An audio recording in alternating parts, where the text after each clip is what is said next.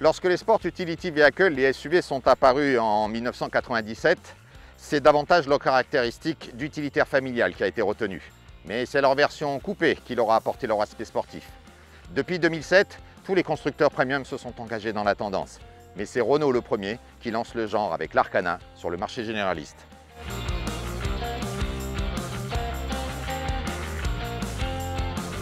Voilà, là on sort de la ville avec une petite synthèse de son comportement. Il a de bonnes reprises, il a des freins efficaces, il braque très bien et il a des suspensions très souples qui permettent d'avoir une conduite relaxe. Tout en respectant les limitations de vitesse, on retrouve exactement le même comportement soyeux qu'elle a en ville. C'est une voiture qui demeure très agréable à conduire dans toutes circonstances. On a cette impression de sécurité et de grand confort. On retrouve sur ce modèle la caractéristique des coupés sportifs, c'est-à-dire la ligne fastback qui s'étire du sommet du pare-brise avant jusqu'au pare-choc arrière, avec ce pavillon fuyant.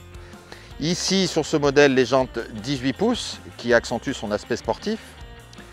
À cet endroit, le monogramme de la RS Line, qui est la version qui équipe notre modèle d'essai.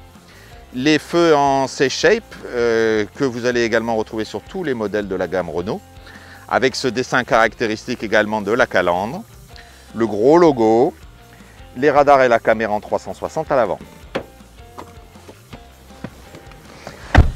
La première chose qu'on attend d'un SUV, c'est son espace intérieur.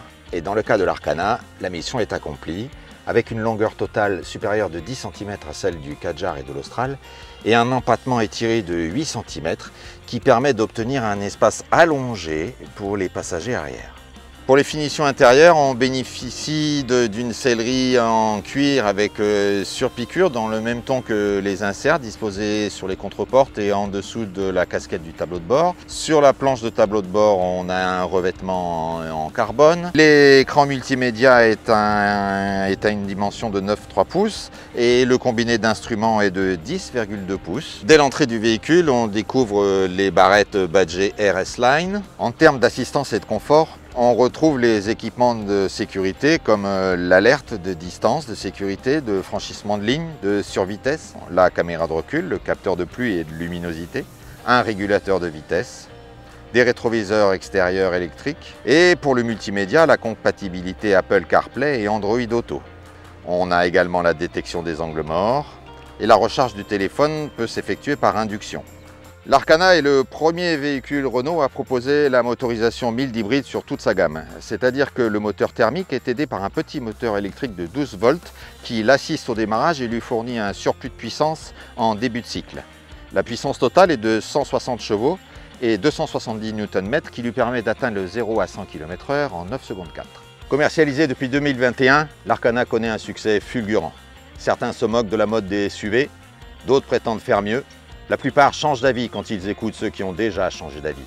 Ce n'est plus un secret pour personne, l'Arcana coche toutes les cases.